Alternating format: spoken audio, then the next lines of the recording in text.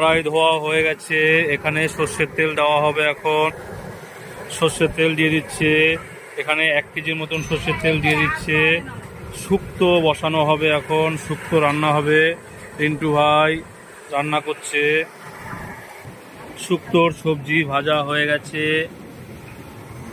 সজনের ডাঁটা সেদ্ধ হয়ে গেছে, মশলা বাটা হয়ে গেছে, সর্ষে বাটা, চালমগজ পোস্ত বাটা, আদা বাটা হয়ে গেছে। এদিকে তেল গরম হয়ে গেছে, এখানে ফোড়ন দেওয়া হবে। এখন ছোট এলাচ দেওয়া হচ্ছে ফোড়নে। এবার পাঁচফোড়ন দেওয়া হবে। পাঁচফোড়ন দেওয়া হলো। এবার উচ্ছে দেওয়া হবে, উচ্ছে দিয়ে দিয়েছি। এবার উচ্ছেটাকে একটু ভেজে নেওয়া হবে। উচ্ছে ভাজা হয়ে গেছে, এখন সজনের ডাঁটা দেওয়া হবে।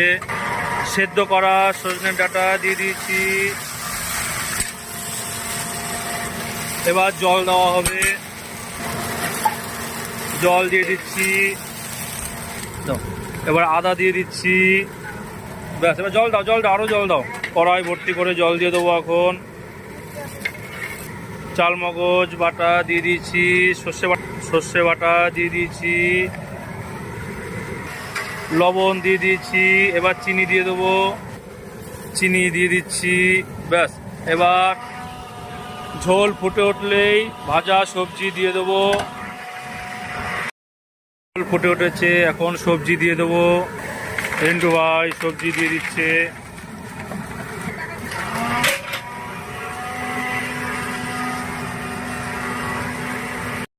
ঝাঁঝরা দিয়ে ছেঁকে তুলে নেওয়া হচ্ছে ডিস্কোতে সবজি।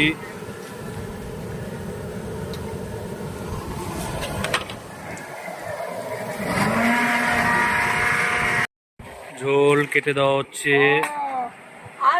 আমাদের শুক্তো রান্না কমপ্লিট।